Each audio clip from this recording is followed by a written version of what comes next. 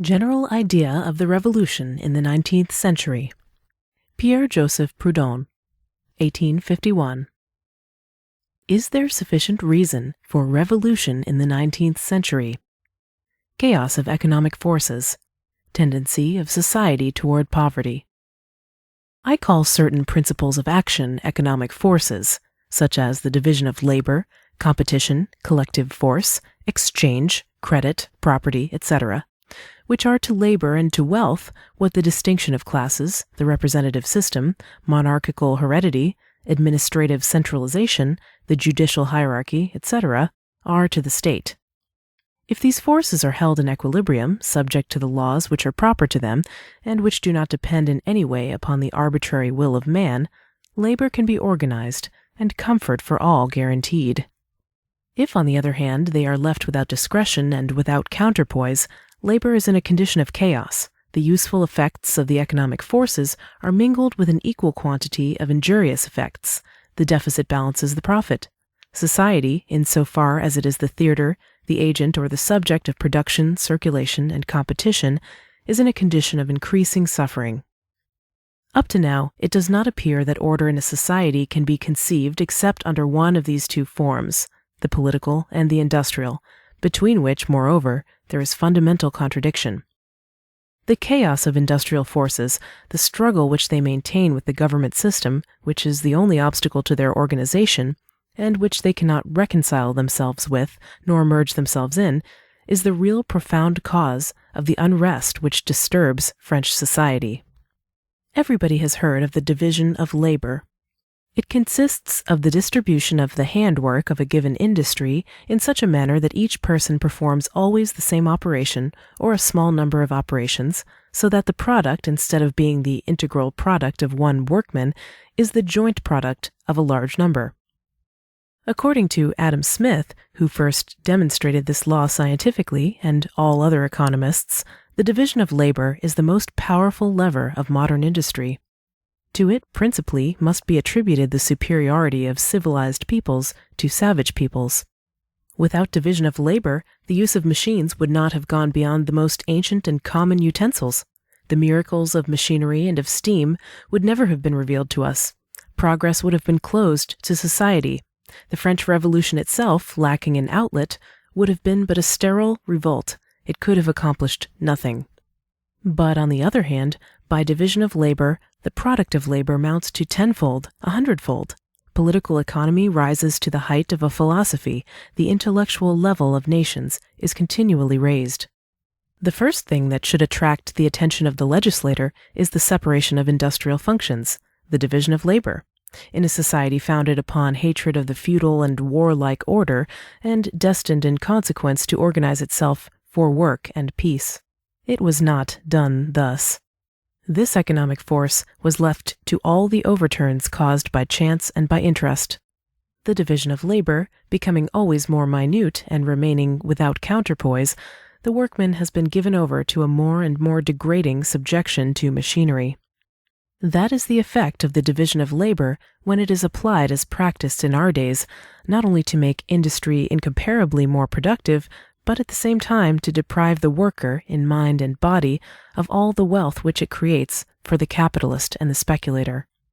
All of the economists are in accord as to this fact, one of the most serious which the science has to announce, and if they do not insist upon it with the vehemence which they habitually use in their polemics, it is because they cannot believe that this perversion of the greatest of economic forces can be avoided.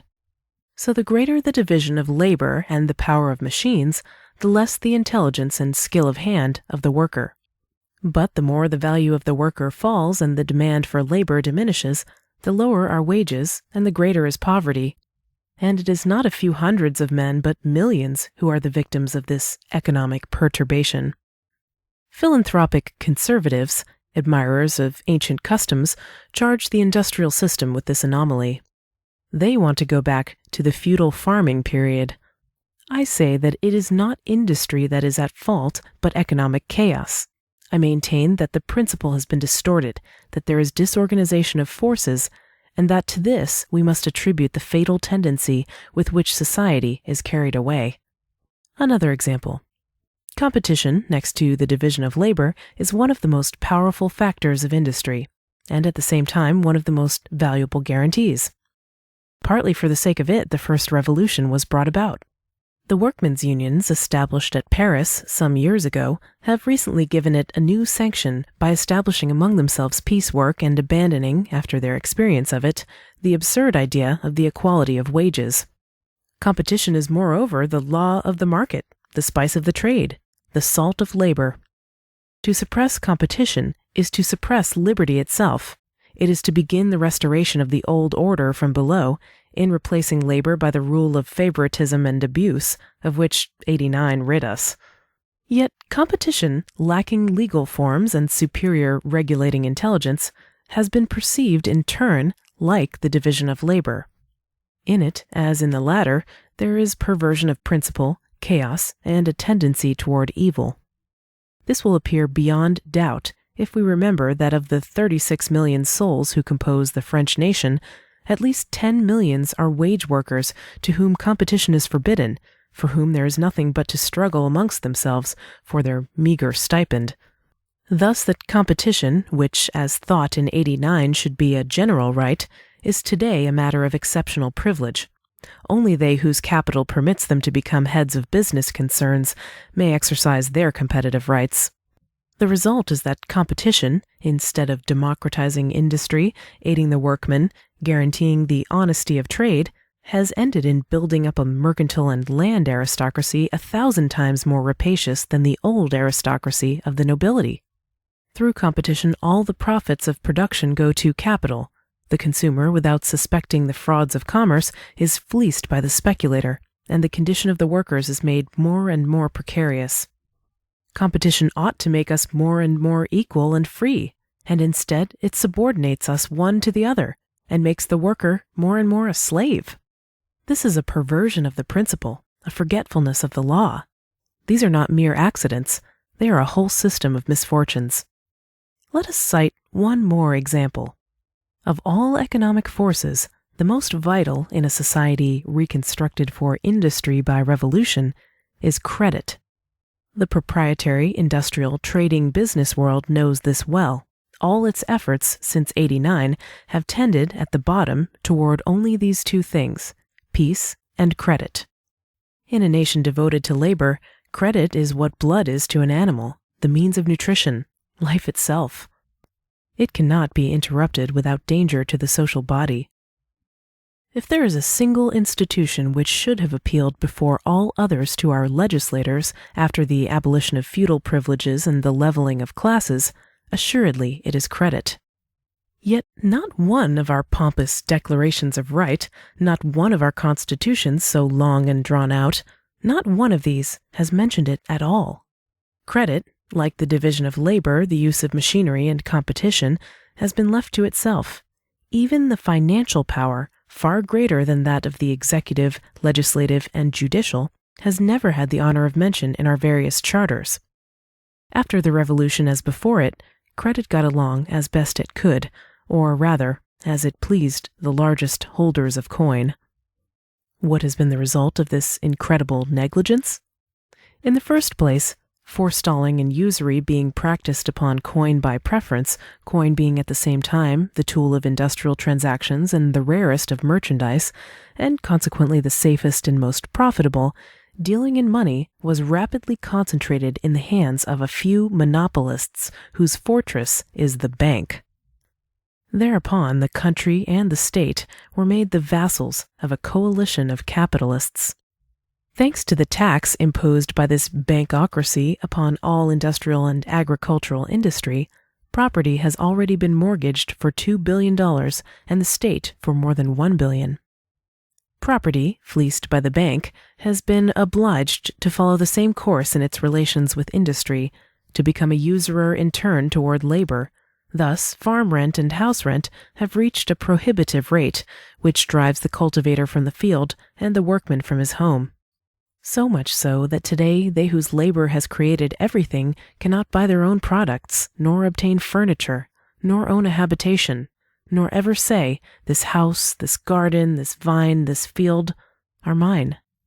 On the contrary, It is an economic necessity in the present system of credit, and with the growing disorganization of industrial forces, that the poor man, working harder and harder, should always be poorer, and that the rich man, without working, always richer. Some utopians attack competition. Others refuse to accept the division of labor and the whole industrial order. The working men, in their crass ignorance, blame machinery. No one to this day has thought of denying the utility and legitimacy of credit. Nevertheless, it is incontestable that the perversion of credit is the most active cause of the poverty of the masses. Were it not for this, the deplorable effects of the division of labor, of the employment of machinery, of competition, would scarcely be felt at all, would not even exist.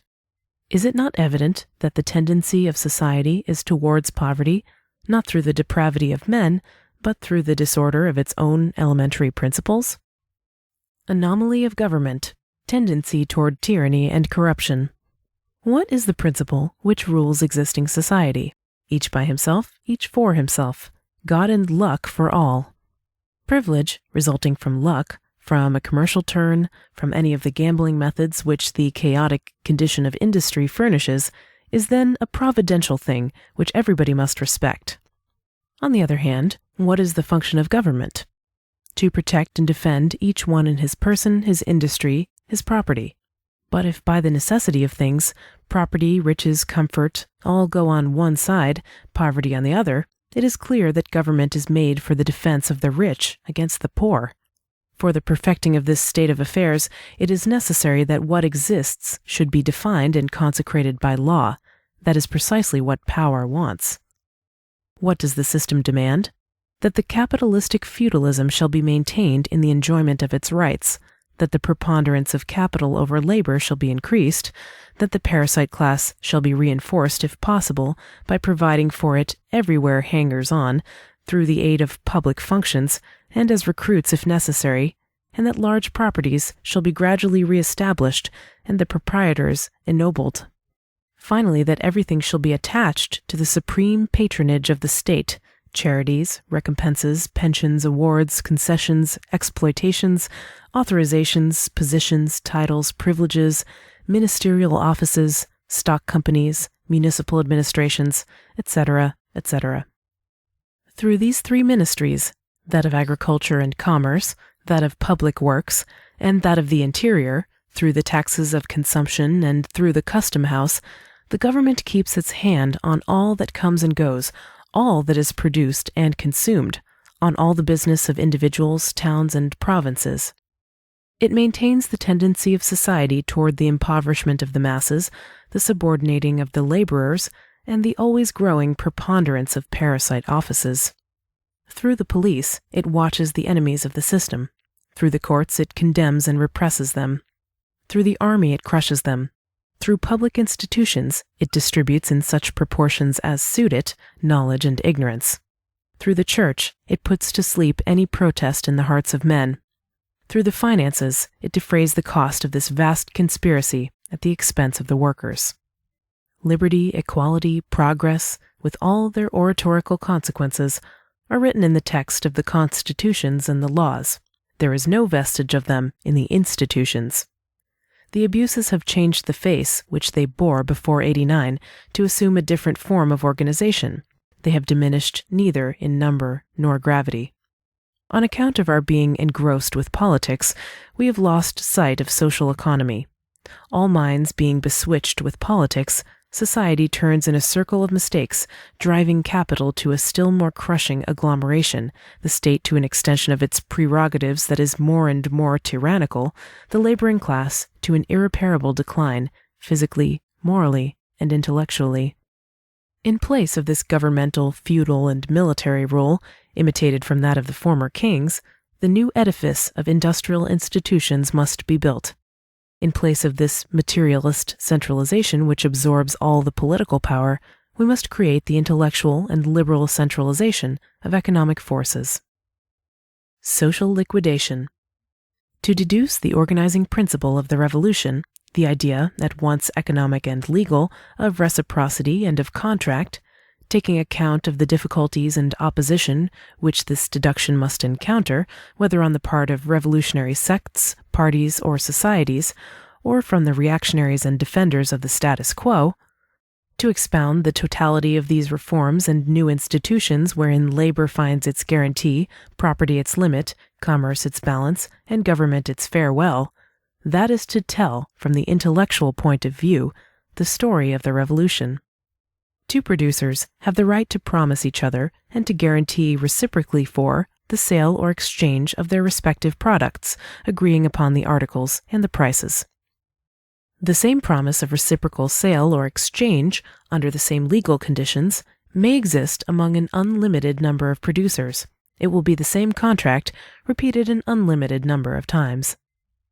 French citizens have the right to agree, and if desired, to club together for the establishment of bakeries, butcher shops, grocery stores, etc., which will guarantee them the sale and exchange, at a reduced price and of good quality, of bread, meat, and all articles of consumption which the present mercantile chaos gives them of light weight, adulterated, and at an exorbitant price. For this purpose the housekeeper was founded, a society for the mutual insurance of a just price and honest exchange of products. By the same rule, citizens have the right to found, for their common advantage, a bank, with such capital as they choose, for the purpose of obtaining at a low price the currency that is indispensable in their transactions, and to compete with individual privileged banks. In agreeing among themselves with this object, they will only be making use of the right which is guaranteed to them by the principle of the freedom of commerce. Thus, a bank of discount may be a public establishment, and to found it there is needed neither association, nor fraternity, nor obligation, nor state intervention. Only a reciprocal promise for sale or exchange is needed, in a word, a simple contract. This settled, I say that not only may a bank of discount be a public establishment, but that such a bank is needed. Here is the proof. The Bank of France was founded, with governmental privilege, by a company of stockholders with a capital of $18 million. The specie at present buried in its vaults amounts to about $120 million. Thus, 5/6 of this specie, which has accumulated in the vaults of the bank by the substitution of paper for metal in general circulation, is the property of the citizens. Therefore, the bank, by nature of its mechanism, which consists in using capital which does not belong to it, ought to be a public institution. Another cause of this accumulation of specie is the gratuitous privilege, which the Bank of France has obtained from the state, of issuing notes against the specie of which it is the depository. So, as every privilege is public property, the Bank of France, by its privilege alone, tends to become a public institution. The privilege of issuing banknotes and of gradually displacing coin by paper in the circulation has for its immediate result, on one hand, to give the stockholders of the bank an amount of interest far in excess of that due to their capital; on the other, to maintain the price of money at a high rate, to the great profit of the class of bankers and money-lenders, but to the great detriment of producers, manufacturers, merchants, consumers of every kind who make use of currency. This excess of interest paid to the stockholders, and the rise in the rates for money, both the result of the desire which power has always had to make itself agreeable to the rich capitalistic class, are unjust. They cannot last forever, therefore the bank, by the illegitimacy of its privileges, is doomed to become a public establishment. The present rate of interest on money at the bank is 4%, which means 5, 6, 7, 8, and 9% at other bankers, who almost alone have the privilege of discounting at the bank. Well, as this interest belongs to the public will be able to reduce it at will to 3, 2, 1, 1/2, and 1/4%, according to whether it is found to be of greater advantage to draw a large revenue from the bank, or to carry on business at a lower cost. Let this course of reduction, for however small an amount, once be entered upon, then, I assert, the social tendency in all that concerns the price of money and discount throughout the whole territory of the Republic will be immediately changed, ipso facto, and that this simple change will cause the country to pass from the present capitalistic and governmental system to a revolutionary system. Ah, is anything so terrible as a revolution? If I desire to pay no interest to the bank, It is because interest is in my eyes a governmental, feudal practice from which we shall never be able to escape if the bank of the country becomes a bank of the state. For a long time, socialism has dreamed of a state bank, state credit, revenues and profits of the state, all which means the democratic and social consecration of the exploitation principle, robbery of the worker, in the name with the example and under the patronage of the republic. Place the bank of the people in the hands of the government, and under the pretext of saving for the state the profits of discount in place of new taxes, new sinecures, huge picklings, unheard of waste will be created at the expense of the people. Usury, parasitism, and privilege will again be favored. No, I want no state, not even for a servant. I reject government, even direct government. I see in all these inventions only pretexts for parasitism and refuges for idlers. Let us take up this great question of property, the source of such intolerable pretensions and of such ridiculous fears. The revolution has two things to accomplish about property, its dissolution and its reconstruction. I shall address myself first to its dissolution and begin with buildings. If by the above described measures property in buildings were relieved of mortgages, if the owners and builders found capital at a low price, the former for the buildings they wanted to put up, the latter for the purchase of materials, it would follow in the first place that the cost of construction would diminish considerably, and that old buildings could be cheaply and advantageously repaired, and furthermore, that a drop in the rental of buildings would be perceived. On the other hand, as capital could no longer be invested with advantage in government securities and in banks, capitalists would be led to seek investments in real estate, especially in buildings which are always more productive than land. There would thereupon occur in this matter also an increase of competition. The supply of buildings would tend to outrun the demand, and the rentals would fall still lower. It would fall so much the more as the reduction of interest collected by the bank and paid to the creditors of the state was greater, and if, as I propose, the interest of money were fixed at zero, the returns of capital invested in buildings would soon be zero also. Then, as the rental of buildings is composed of but three factors, the reimbursement of the capital spent in their construction, the keeping up of the building, and the taxes, a lease would cease to be a loan for use, and would become a sale by the builder to the tenant. Finally, as speculation would no longer seek buildings as an investment, but only as an object of industry, the purely legal relation of landlord and tenant, which the Roman law has transmitted to us, would give place to a purely commercial relation between the seller and the tenant. There would be the same relation, and in consequence the same law, the same jurisdiction, as between the forwarder of a package and the consignee. In a word, house rent, losing its feudal character, would become an act of commerce. The right of property, so honorable in its origin when that origin is none other than labor, has become in Paris and in most cities an improper and immoral instrument of speculation in the dwelling places of citizens.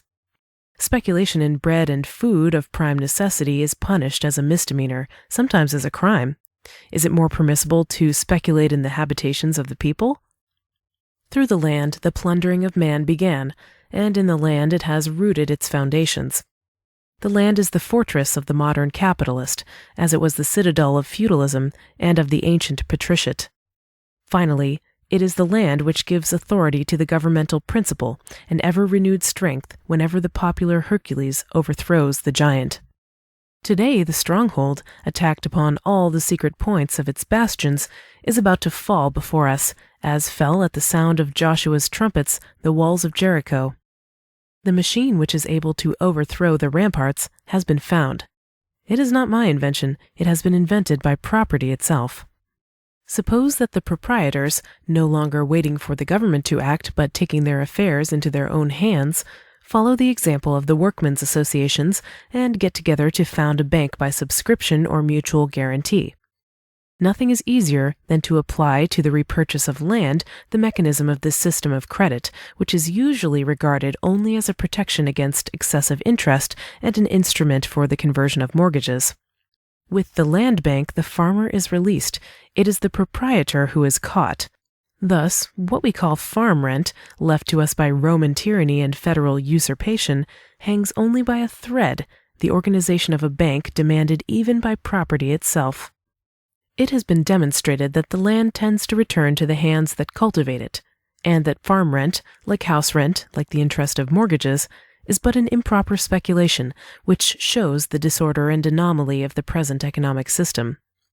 Whatever may be the conditions of this bank, whatever be the rate of charge for its services, however small its issues, it can be calculated in how many years the soil will be delivered from the parasitism which sucks it dry while strangling the cultivator. And when once the revolutionary machine shall have released the soil and agriculture shall have become free, feudal exploitation can never reestablish itself.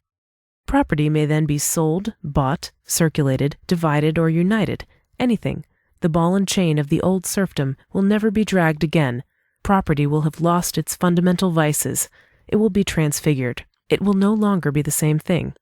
Still, let us continue to call it by its ancient name, so dear to the heart of man, so agreeable to the ear of the peasant: property. Organization of economic forces. When I agree with one or more of my fellow citizens for any object whatever, it is clear that my own will is my law. It is I myself who, in fulfilling my obligation, am my own government. Therefore, if I could make a contract with all as I can with some, if all could renew it among themselves, if each group of citizens as a town, county, province, corporation, company, etc., formed by a like contract, and considered as a moral person, could thereafter, and always by a similar contract, agree with every and all other groups, it would be the same as if my own will were multiplied to infinity. I should be sure that the law thus made on all questions in the Republic from millions of different initiatives would never be anything but my law, and if this new order of things were called government, it would be my government. Thus the principle of contract, far more than that of authority, would bring about the union of producers, centralize their forces, and assure the unity and solidarity of their interests. The system of contracts, substituted for the system of laws, would constitute the true government of the man and of the citizen, the true sovereignty of the people, the Republic. For the contract is liberty, the first term of the Republican motto.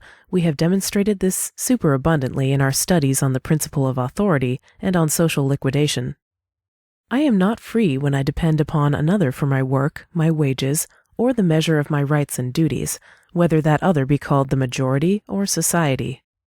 No more am I free, either in my sovereignty or in my action, when I am compelled by another to revise my law, were that other the most skillful and most just of arbiters. I am no more at all free when I am forced to give myself a representative to govern me, even if he were my most devoted servant. The contract is equality in its profound and spiritual essence. Does this man believe himself my equal? Does he not take the attitude of my master and exploiter, who demands from me more than it suits me to furnish and has no intention of returning it to me? Who says that I am incapable of making my own law and expects me to submit to his? The contract is fraternity, because it identifies all interests, unifies all divergences, resolves all contradictions, and in consequence gives wings to the feelings of goodwill and kindness, which are crushed by economic chaos, the government of representatives, alien law. The contract finally is order, since it is the organization of economic forces instead of the alienation of liberties, the sacrifice of rights, the subordination of wills. Let us give an idea of this organism after liquidation, reconstruction. After the thesis and antithesis, the synthesis. Credit. The organization of credit is 3/4 done by the winding up of the privileged and usurious banks and their conversion into a national bank of circulation and loan at 1/2, 1/4, or 1/8%. It remains only to establish branches of the bank wherever necessary, and to gradually retire specie from circulation, depriving gold and silver of their privilege as money. As for personal credit, it is not for the national bank to have to do with it. It is with the workingmen's unions and the farming and industrial societies that personal credit should be exercised.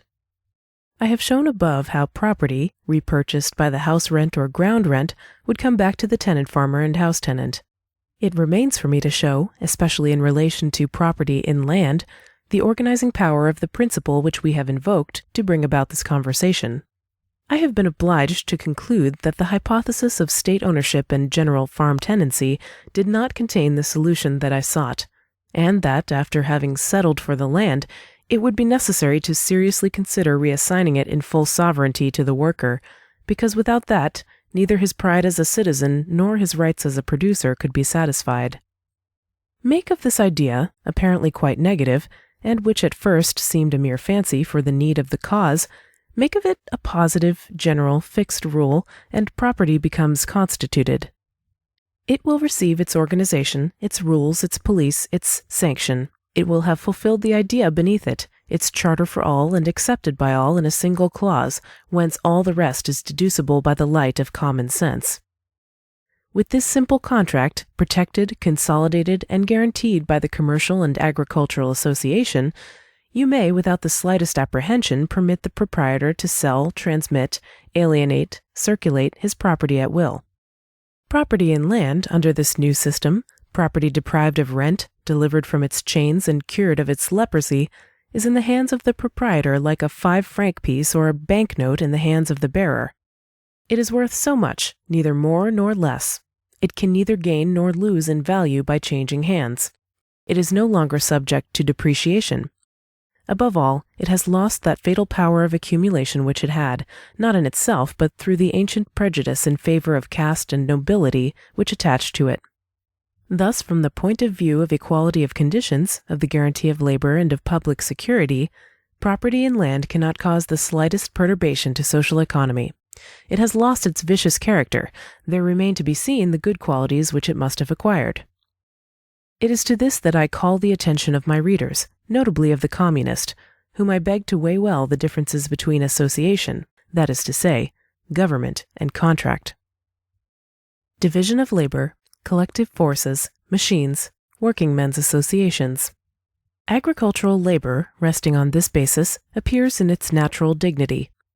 Of all occupations, it is the most noble, the most healthful from the point of view of morals and health, and as intellectual exercise, the most encyclopedic.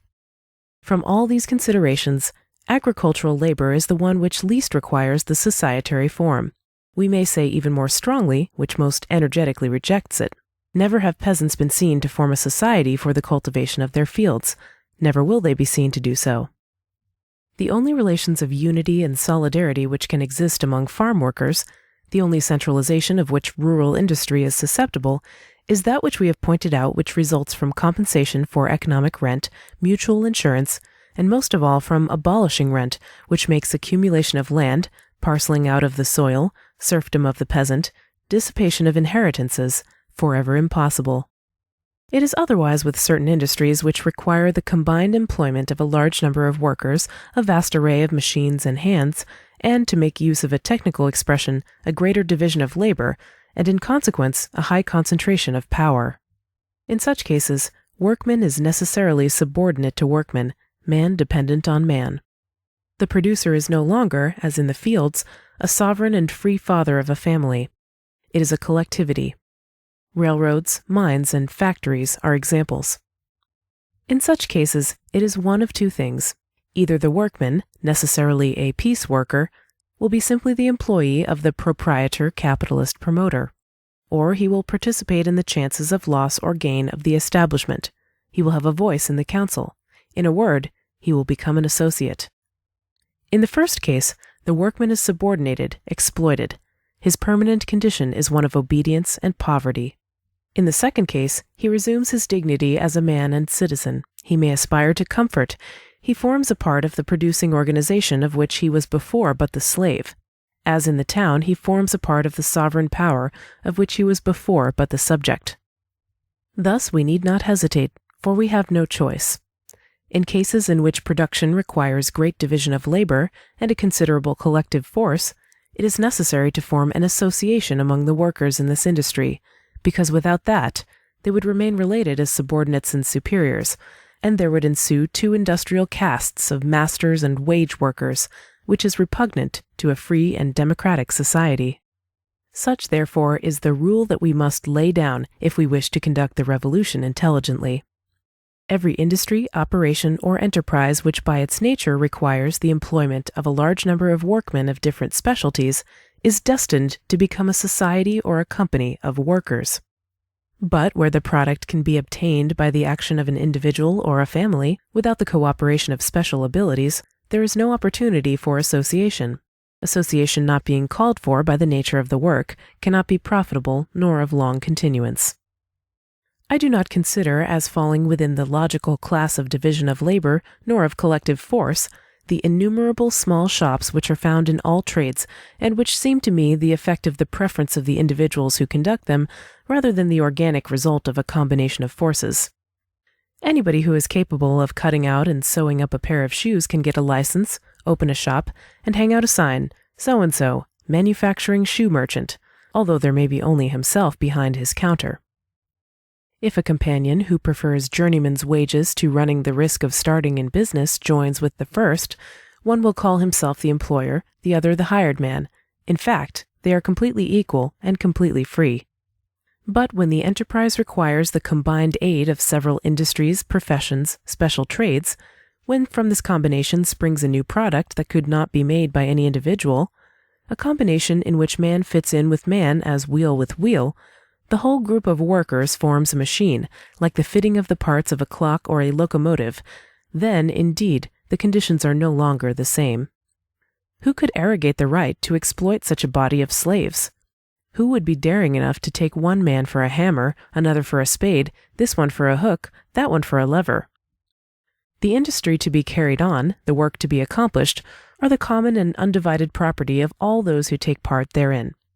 The granting of franchises for mines and railroads to companies of stockholders who plunder the bodies and souls of the wage workers is a betrayal of power, a violation of the rights of the public, an outrage upon human dignity and personality.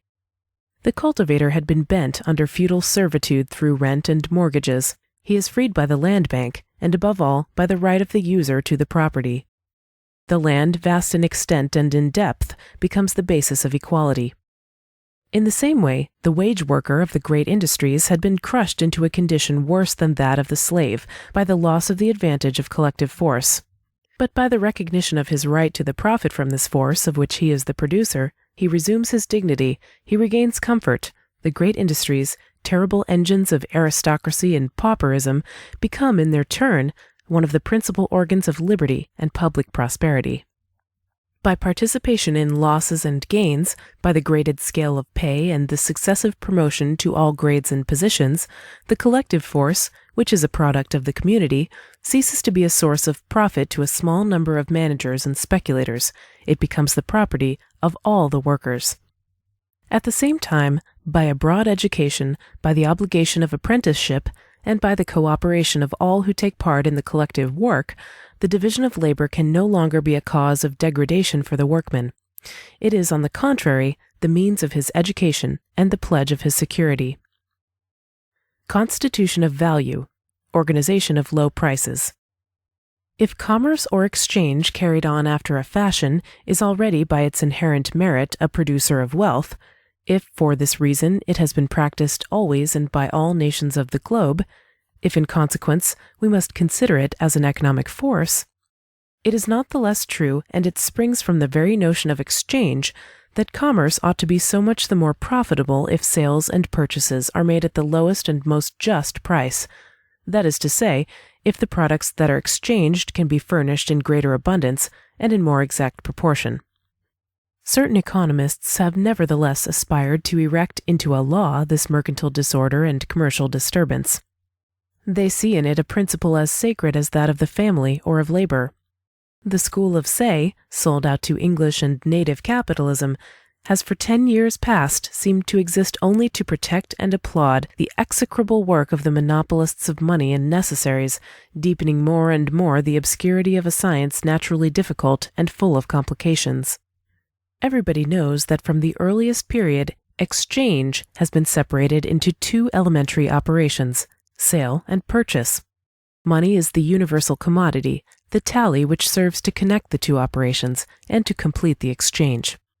According to what we have just said, sale will be genuine, normal, fair from the point of view of economic justice and of value if it is made at a just price as far as human calculation permits this to be established.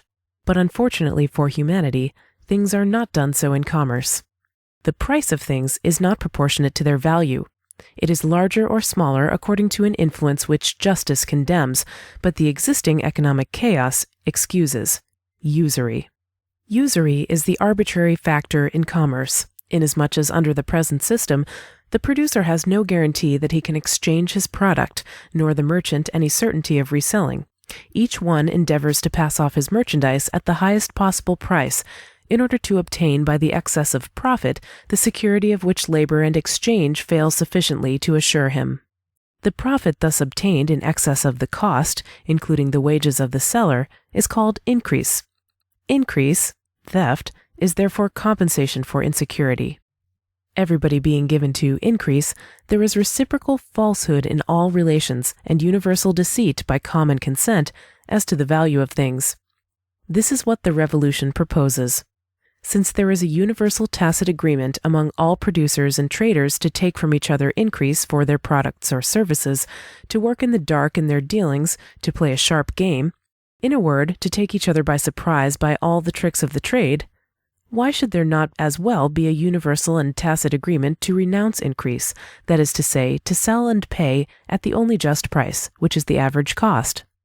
What will surprise more than one reader, and what seems at first sight contradictory, is that a just price, like any sort of service or guarantee, must be paid for. The low price of merchandise, like the merchandise itself, must have its recompense. Without this premium offered to the merchant, the just price becomes impossible, the low price a chimera. If the dealer usually refuses to sell his goods at cost, it is on the one hand because he has no certainty of selling enough to secure him an income. On the other, because he has no guarantee that he will obtain like treatment for his purchases. Without this double guarantee, sale at a just price, the same as sale below the market price, is impossible. The only cases in which it occurs arise from failures and liquidations. Do you wish then to obtain goods at a just price, to gain the advantage of a low price, to practice a truth-telling commerce, to assure equality in exchange? You must offer the merchant a sufficient guarantee. This guarantee may take various forms. Perhaps the consumers who wish to have the benefit of a just price are producers themselves and will obligate themselves in turn to sell their products to the dealer on like terms as is done among the different Parisian associations. Perhaps the consumers will content themselves, without any reciprocal arrangements, with assuring the retailer of a premium, the interest, for example, of his capital, or a fixed bonus, or a sale large enough to assure him of a revenue. This is what is generally done by the butchers' associations and by the housekeeper society of which we have already spoken. When, by the liquidation of debts, the organization of credit, the deprivation of the power of increase of money, the limitation of property, the establishment of workingmen's associations, and the use of a just price, the tendency to raising of prices shall have been definitely replaced by a tendency to lower them and the fluctuations of the market by a normal commercial rate, when general consent shall have brought this great about-face of the sphere of trade, then value, at once the most ideal and the most real of things, may be said to have been constituted, and will express at any moment, for every kind of product, the true relation of labor and wealth, while preserving its mobility through the eternal progress of industry. The constitution of value solves the problem of competition and that of the rights of invention. The organization of workmen's associations solves that of collective force and of the division of labor. I can merely indicate at this moment these consequences of the main theorem. Their development would take too much space in a philosophical review of the Revolution. Foreign commerce, balance of imports and exports.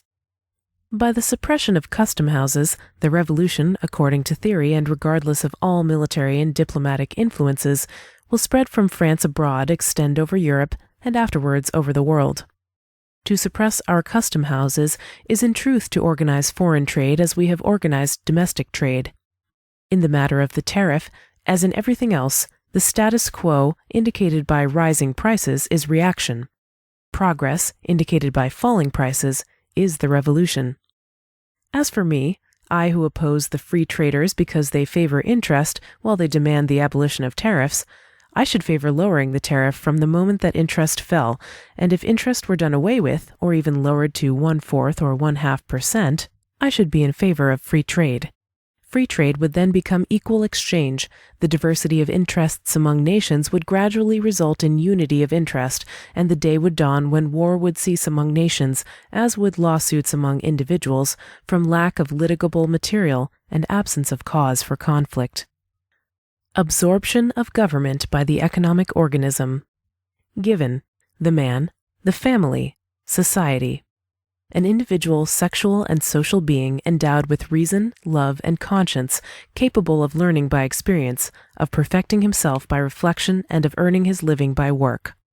The problem is to so organize the powers of this being that he may remain always at peace with himself, and may extract from nature, which is given to him, the largest possible amount of well-being. We know how previous generations have solved it. This system may be called the system of order by authority. It is desirable, in order to convince the mind, to set alongside each other the fundamental ideas of, on one hand, the politico-religious system, on the other hand, the economic system. Government, then, that is to say, church and state, indivisibly united, has for its dogmas: 1. The original perversity of human nature. 2. The inevitable inequality of fortunes. 3. The permanency of quarrels and wars. 4. The irremediability of poverty. Whence it is deduced the necessity of government, of obedience, of resignation, and of faith. These principles admitted, as they still are almost universally, the forms of authority are already settled. They are: A. The division of the people into classes or castes subordinate to one another, graduated to form a pyramid, at the top of which appears, like the divinity upon his altar, like the king upon his throne, authority. B. Administrative centralization. C. Judicial hierarchy. D. Police. E. Worship. What is the aim of this organization? To maintain order in society by consecrating and sanctifying obedience of the citizen to the state, subordination of the poor to the rich, of the common people to the upper class, of the worker to the idler, of the layman to the priest, of the businessman to the soldier. Beneath the governmental machinery, in the shadow of political institutions, out of the sight of statesmen and priests, society is producing its own organism, slowly and silently, and constructing a new order, the expression of its vitality and autonomy, and the denial of the old politics as well as of the old religion. This organization, which is as essential to society as it is incompatible with the present system, has the following principles: 1. The indefinite predictability of the individual and of the race. 2. The honorableness of work. 3. The equality of fortunes. 4. The identity of interests. 5. The end of antagonisms. 6. The universality of comfort. 7. The sovereignty of reason. 8. The absolute liberty of the man and of the citizen. I mentioned below its principal forms of activity. A. Division of labor, through which classification of the people by industries replaces classification by caste. B. Collective power, the principle of workmen's associations in place of armies. C. Commerce, the concrete form of contract which takes the place of law. D. Equality in exchange. E. Competition. F. Credit, which turns upon interests as the governmental hierarchy turns upon obedience. G. The equilibrium of values and of properties. The old system, standing on authority and faith, was essentially based on divine right. The principle of the sovereignty of the people, introduced later, did not change its nature. The sovereignty of the people has been, if I may say so, for a century past, but a skirmishing line for liberty. The new system, based upon the spontaneous practice of industry, in accordance with individual and social reason, is the system of human right. Opposed to arbitrary command, essentially objective, it permits neither parties nor sects. It is complete in itself and allows neither restriction nor separation. There is no fusion possible between the political and economic systems, between the system of law and the system of contracts. One or the other must be chosen. But to live without government, to abolish all authority, absolutely and unreservedly, to set up pure anarchy, seems to them ridiculous and inconceivable, a plot against the republic and against the nation. What will these people who talk of abolishing government put in place of it, they ask? We have no trouble in answering. It is industrial organization that we will put in place of government, as we have just shown. In place of laws we will put contracts. No more laws voted by a majority, nor even unanimously. Each citizen, each town, each industrial union makes its own laws. In place of political powers, we will put economic forces. In place of the ancient classes of nobles, burghers, and peasants, or of businessmen and working men, we will put the general titles and special departments of industry, agriculture, manufacture, commerce, etc. In place of public force, we will put collective force. In place of standing armies, we will put industrial associations. In place of police, we will put identity of interests. In place of political centralization, we will put economic centralization. Do you see now how there can be order without functionaries, a profound and wholly intellectual unity? You who cannot conceive of unity without a whole apparatus of legislators, prosecutors, attorneys general, custom house officers, policemen, you have never known what real unity is. What you call unity and centralization is nothing but perpetual chaos, serving as a basis for endless tyranny. It is the advancing of the chaotic condition of social forces as an argument for despotism, a despotism which is really the cause of the chaos. We have shown that the industrial system is the harmony of interests resulting from social liquidation, free currency and credit, the organization of economic forces, and the constitution of value and property. When that is accomplished, what use will there be any more for government? What use punishment? What use judicial power? The contract solves all problems. The producer deals with the consumer, the member with his society, the farmer with his township, the township with the province with the state. The secret of this equalizing of the citizen and the state, as well as of the believer and the priest, the plaintiff and the judge, lies in the economic equation which we have hereinbefore made, by the abolition of capitalist interest between the worker and the employer, the farmer and the proprietor. Do away with this last remnant of the ancient slavery by the reciprocity of obligations, and both citizens and communities will have no need of the intervention of the state to carry on their business, take care of their property, build their ports, bridges, quays, canals, roads, establish markets, transact their litigation, instruct, direct, control, censor their agents, perform any acts of supervision or police, any more than they will need its aid in offering their adoration to the Most High, or in judging their criminals and putting it out of their power to do injury, supposing that the removal of motive does not bring the cessation of crime. The revolution would be in vain if it were not contagious. It would perish even in France if it failed to become universal. Everybody is convinced of that. The least enthusiastic spirits do not believe it necessary for revolutionary France to interfere among other nations by force of arms. It will be enough for her to support, by her example and her encouragement, any effort of the people of foreign nations to follow her example. What then is the revolution, completed abroad as well as at home? Capitalistic and proprietary exploitation stopped everywhere, the wage system abolished, equal and just exchange guaranteed, value constituted, cheapness assured, the principle of protection changed, and the markets of the world opened to the producers of all nations. Consequently, the barrier struck down, the ancient law of nations replaced by commercial agreements. Police, judiciary, administration everywhere committed to the hands of workers. The economic organization replacing the governmental and military system in the colonies as well as in the great cities. Finally, the free and universal commingling of races under the law of contract only. That is the revolution.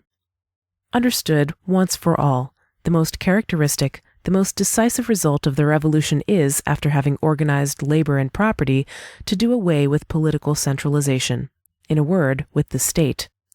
The kings may sharpen their swords for their last campaign. The revolution in the 19th century has for its supreme task not so much the overthrow of their dynasties as the destruction to the last root of their institution. Born as they are to war, educated for war, supported by war, domestic and foreign, of what use can they be in a society of labor and peace? Henceforth, there can be no more purpose in war than in refusal to disarm. Universal brotherhood being established upon a sure foundation, there is nothing for the representatives of despotism to do but to take their leave. As for those who, after the departure of kings, still dream of consulates, of presidencies, of dictatorships, of marshalships, of admiralties, and of ambassadorships, they also will do well to retire. The revolution, having no need for their services, can dispense with their talents. The people no longer want this coin of monarchy. They understand that whatever phraseology is used, feudal system, governmental system, military system, parliamentary system, system of police, laws and tribunals, and system of exploitation, corruption, lying, and poverty, are all synonymous. Finally, they know that in doing away with rent and interest, the last remnants of the old slavery, the revolution at one blow does away with the sword of the executioner, the blade of justice, the club of the policeman, the gauge of the customs officer, the erasing knife of the bureaucrat, all those insignia of government which young liberty grinds beneath her heel. Epilogue. The fundamental decisive idea of this revolution, is it not this? No more authority, neither in the church, nor in the state, nor in land, nor in money. No more authority. That means something we have never seen, something we have never understood. The harmony of the interest of one with the interest of all, the identity of collective sovereignty and individual sovereignty? No more authority.